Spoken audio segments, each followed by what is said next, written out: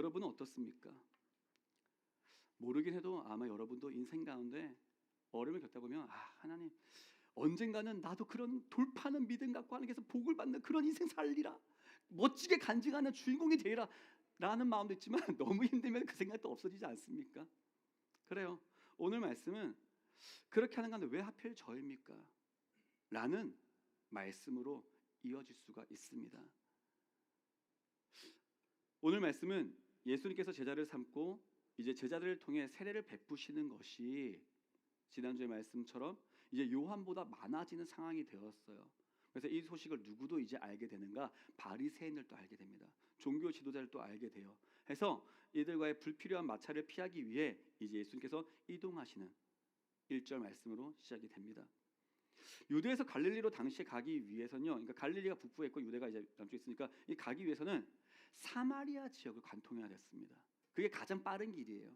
그런데 당시 유대인들은 여러분 아시겠지만 사마리아 사람들을 멸시했습니다. 얘들은 이런 우리의 선민에서 끊어진 이들이다라고 생각을 했습니다. 그래서 사마리아를 통과하지 않고 오히려 돌아서 베레아 지역으로 갔던 경우가 많았습니다. 그런데 예수님은 어떻게 하셨냐? 의도적으로 사마리아를 통과하여야 하겠는지라 라고 하셨다는 겁니다. 이유는 무엇이었죠? 우리는 여기에서 사마리아 여인을 만나기 위해서라고 얘기하지만 궁극적으로 보면은 사마리아 지역에 복음을 전하기 위해서였습니다. 여기서 우리는 한 가지를 알 수 있습니다. 예수님의 사랑은 차별이 없다라는 것이죠. 예수님은 그렇게 사마리아에 복음을 전하시기 위해 관통하여야겠는지라를 갖고 가는데 거기에서 준비된 한 사람이 바로 이 여인이었죠. 5절에서 7절 말씀 함께 보겠습니다. 5절에서 7절 시작. 마리아에 있는 수가라 하는 동네에 이르시니 야곱이 그 아들 요셉에게 준 땅이 가깝고 거기 또 야곱의 우물이 있더라. 예수께서 길 가시다가 피곤하여 우물 곁에 그대로 앉으시니 때가 6시쯤 되었더라. 사마리아 여자 한 사람이 물을 기르러 왔음에 예수께서 물을 좀 달라 하시니. 아멘. 예수님께서 복음을 전하기 위해 그렇게 경멸하는 사마리아 지역을 가다가 만난 한 사람이 첫 번째가 그냥 남자도 아니고 어떤 사람도 아니고 여인이었습니다. 이건 되게 중요한 이유가 있어요. 왜냐하면 당시에는 실제로 여자들은 그 인권이 존중받지 못하던 시대였습니다. 그러니까 복음을 전하기 위해서라면 구태여? 라는 생각이 들 수 있어요. 근데 거기다가 18절 말씀을 보면은 남편이 이 여인이 5이나 있었습니다. 그리고 지금 있는 6번째 남자도 남편이 아니라는 것을 미루어 보았을 때 그 동네에서도 평판이 좋지 못했을 것이 분명합니다. 게다가 그런 편견을 알고 있기 때문인지 이 여인도 유대 남자인 예수님께 긍정적인 반응을 보이지 않습니다. 그래서 오늘 전하고자 하는 말씀 고민이 여기에서 시작된 겁니다. 왜 하필 사마리아 여인인가? 당시 동네 영향력 있는 사람, 아니면 남자, 아니면 문제라도 좀 없는 여인, 아니면 대하래라도 나는 힘들지만 적극적으로 예수님께 반응하는 사람, 이었으면 좋지 않았을까요?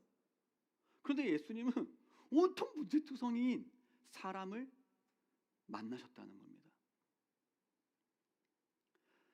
예수님은 사마리아의 복음을 전하기 앞서 분명히 의도적으로 가장 자격 없어 보이는, 세상적으로 보면은 효율적으로 보이지 않고 합리적으로 보이지 않는 사람을 택하신 것처럼 보입니다. 그리고 이 여인의 영혼을 변화시키십니다. 하나님의 손 안에 붙들린 이들은 누구도 하나님께서 하시고자 하면 변화되지 않는 이들이 없는 줄로 믿습니다. 중요한 것은 주님께서 우리를 긍휼히 여기시고 만나 주시면 된다는 겁니다. 예수님이 이 여인을 통해서 복음이 흘러가도록 하셨습니다. 역시 사람의 생각과 하나님의 생각은 많은 차이가 남을 볼 수 있습니다. 여기에서 우리가 알 수 있는 게 이겁니다. 우리의 생각으로 이해할 수 없는 하나님의 주권적 은혜와 사랑이 있다라는 거죠. 예수님의 이 은혜와 사랑이 믿음이 있는 우리에게는 역시 그 사랑, 그 은혜 얼마나 놀랍습니까? 얼마나 귀합니까? 알죠. 그런데 믿음이 없는 입장에서 보면은 솔직히 그러지 않을 거예요. 그러니까 사마리아 여인의 입장이 이해도 됩니다. 여인은 우리와 같은 믿음이 있는 그런 존재가 아니었으니까요. 특히 사마리아 여인은 그런데 그럼에도 불구하고 훨씬 더 부정적이었던 모습을 볼 수가 있습니다. 어떤 부정적인 모습으로 나타났냐? 편견과 불신의 모습이 있었습니다. 9절 말씀 보겠습니다. 읽겠습니다. 사마리아 여자가 이르되 네, 당신은 유대인으로서 어찌하여 사마리아 여자인 나에게 물을 달라 하나이까 하니 이는 유대인이 사마리아인과 상종하지 아니함이로라. 아멘. 물론 당시 유대인들이 사마리아인들과 상종하지 않았습니다. 그 중에서도 특히 공개된 장소에서는 유대인들은 아내와도 대화를 잘 하지 않았다고 합니다. 그 정도로 공개적인 여성들과의 접촉을 피했습니다. 그런 시대였어요. 하지만 예수님께서 여인에게 요구한 것이 그러면 그렇게 하는 시대적 상황 가운데 불가능한 일이냐? 그건 아닙니다. 당시 시대적 정황 가운데는 고대 근동사에서는 나그네에게, 그러니까 지나가는 나그네에게 물을 대접하는 것이 미덕으로 되어 있었습니다. 그러니까 예수님처럼 편견 없이 차별 없이 다가와서 내게 물 좀 주세요라고 하면 얼마든지 요청할 수 있었고 거기에 반응하는 게 미덕인 것이었습니다. 누구도 이런 예수님께 물을 대접한다고 해서 이 여인을 비난할 사람은 없습니다.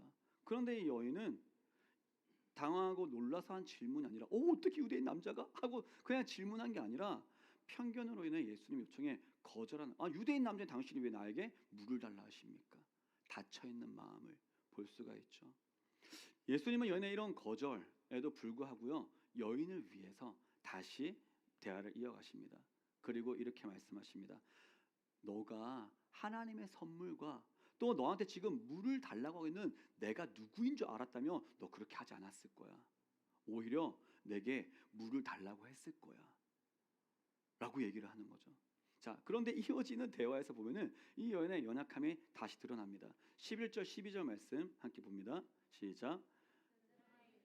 주여 물기를 그릇도 없고 이 우물은 깊은데 어디서 당신이 그 생수를 얻게 싸움나이까? 우리 조상 야곱이 이 우물을 우리에게 주셨고 또 여기서 자기와 자기 아들들과 짐승이 다 마셨는데 당신이 야곱보다 더 크니이까. 아멘. 자, 여인이 어떤 말투로 했는지는 잘 모르겠어요. 물론 그냥 주여 하면서 존중을 담아 그래도 점잖하게 얘기할 수도 있겠지만 문장의 내용만 보면은 되게 부정적이고요 냉소적인 느낌이 있어요. 어떤 느낌이냐? 아니 보아하니 나는 그 물 기르려고 두레박도 갖고 왔어요. 근데 당신은 보니까 손에 든 것도 없어요. 당시 그리고 우물의 깊이가 한 25m가 됐다고 합니다. 우물도 깊은데 무슨 재주로 당신이 그 물을 길어가지고 내게 주겠습니까? 현실을 보고 당신은 내게 줄 수 없는 존재입니다. 이것이 불신이었습니다. 그렇게 얘기하는 거예요. 거기에다가 더 나아가면서 이렇게 얘기하죠. 우리의 위대한 조상 야곱은 그리고 우리한테 이렇게 물이라도 먹을 수 있게 이 우물을 줬는데 당신이 이 야곱보다 더 큰 사람입니까? 그렇게 예수님께 얘기를 합니다. 예수님께서 여인을 만나 주셨어요. 그럼에도 불구하고 예수님을 메시아로 믿게 되는데 걸림돌이 있었죠. 그게 바로 편견과 불신이 있었습니다. 참 피곤해요. 이렇게 대답하는 것도 어떻게 보면은 구태여 이런 사람 만나서 구태여 왜 쓰셔야 될까? 인간적으로 생각을 하면요. 우리가 너무 성경의 이야기를 보면서 예수님 사랑이시니까 다 그럴 수 있는 거야 라고 너무 쉽게 생각하지는 않습니까? 실제로 그렇다면 우리도 왜 예수님 그 가르침을 따라 그냥 하기가 왜 어려운가요? 실질적으로는 예수님의 그 말씀대로 살아가기가 얼마나 어려운 건지 경험해 보신 분들은 알 겁니다. 그래서 고민을 해야 됩니다. 예수님께서 그냥 사랑해서 다 괜찮은 거야가 아니라 왜 이 여인을 그럼에도 불구하고 택하셨는가? 이 질문을 근데 누구에게도 적용할 수 있다고요? 왜 나인가? 우리인가? 라는 겁니다. 물론 예수님을 구원자로 믿는 우리는 다릅니다. 그런데 이제 우리가 생각해야 됩니다.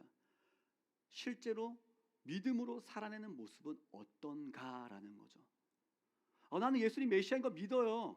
예수 나의 구원자인 거 믿어요. 나는 예수 믿기 때문에 편견이 없고 불신이 없는 것처럼 생각은 하고 있지만 실제로 살아가 나의 실상의 삶은 아닐 때가 많다는 겁니다. 생각해 볼게요. 악인에 대한 악인의 형통, 범죄자에 대한 어떤 처벌, 이런 심판에 대해서 생각해 봤을 때 그냥 저런 악한 인간들은 그냥 하나님께서 벌하셨으면 좋을 텐데 왜 벌하시지 않는 거야? 나 같으면 진작에 버렸을 텐데. 그 편이 나을 텐데.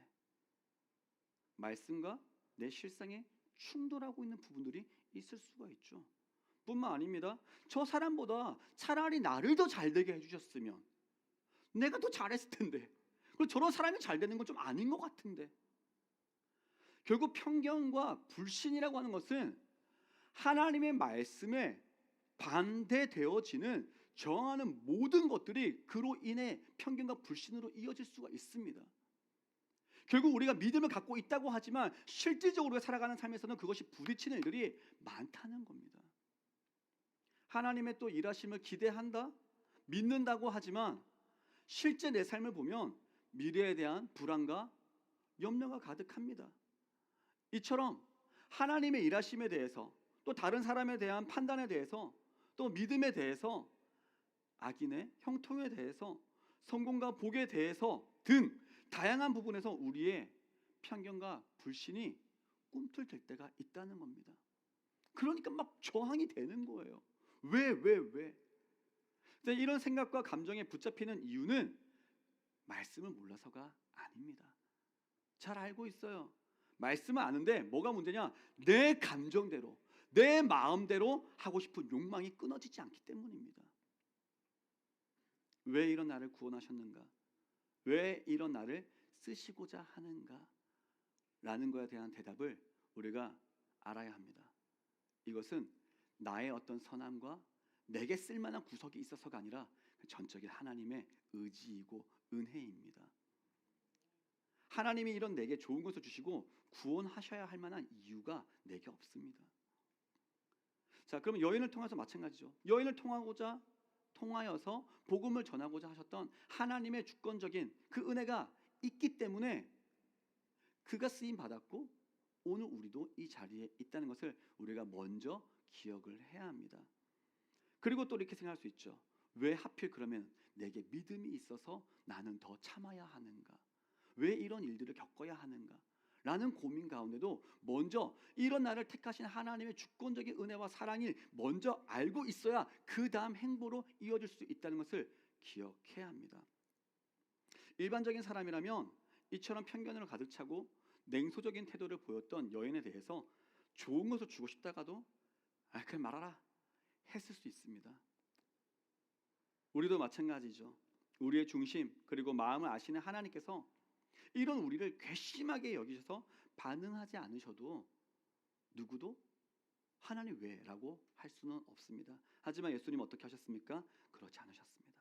여인의 이러한 편견, 불신적인 반응에도 불구하고 포기하지 않으시며 그 사랑을 끊임없이 주십니다. 그게 뭐로 보이냐? 포기하지 않는 대화로 나타나는 거죠.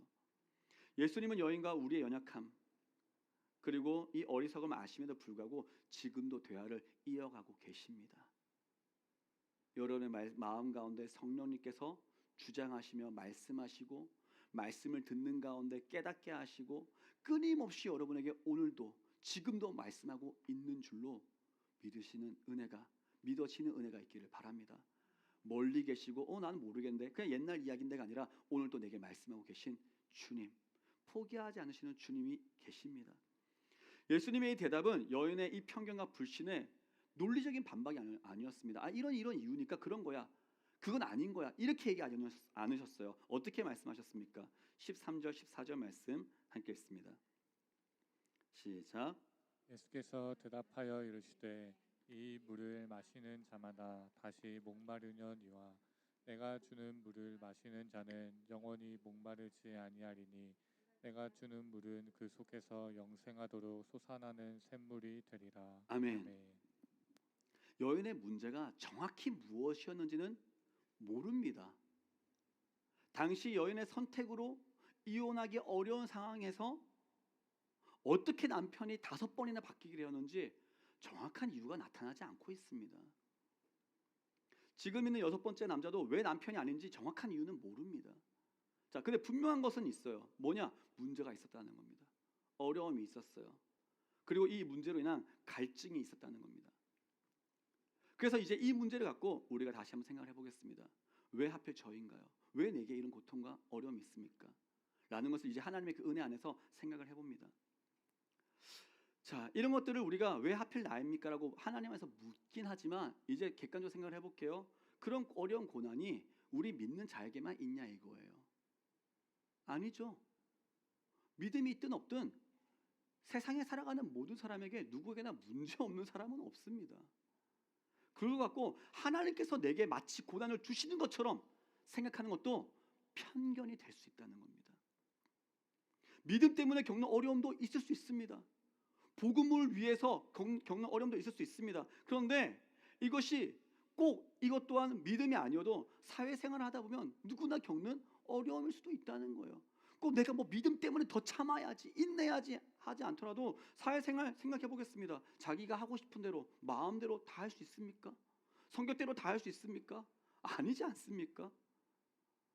이 어려움의 이유를 하나님께 찾고 또 이러한 괴로움을 없애고자 세상의 일들이 잘 되면 내게 이런 일도 없을 텐데, 이런 고민도 없을 텐데 라고 하나님께 찾는다면 이것은 우리가 지금 읽은 사마리아 여인과 같은 반응밖에 될 수 없다는 겁니다.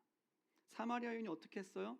예수께서 그럼 너 영원한 생명을 얻게 되어지는 그런 영원한 생수를 내가 주리라 했지만 이 여인은 이 생수가 뭔지 모릅니다.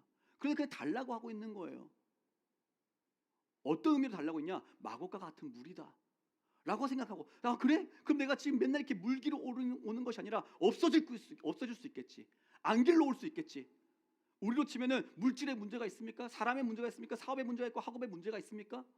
이 문제가 당장 해결될 수 있겠지. 이렇게 구하고 있는 거예요. 내게 그런 물이 있다면 주세요. 똑같이 하는 거죠. 예수님은 여전히 우리에게 우리의 방법이 아닌 하나님의 방법 그리고 진리를 알려주십니다. 그게 아니라 우리가 깨달아야 할 것은 하나님의 선하심과 처음 말씀하신 거죠. 하나님을 알고, 그리고 그 하나님이 우리에게 어떤 하나님이십니까? 그 아들의 생명도 아끼지 않고 주신 사랑의 하나님, 선하신 하나님, 그리고 예수님 주시는 이 영원한 생명수를 취하는 자가 고통과 고난의 고리를 끊을 수 있다. 인간의 논리가 아니라 하나님께서 주시는 방법이라는 겁니다. 이것을 깨닫는 자가 은혜다 라고 말씀하고 있는 겁니다.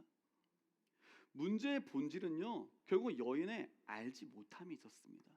결국 우리도 깨닫지 못함이 있습니다. 인정하지 못함이 있습니다.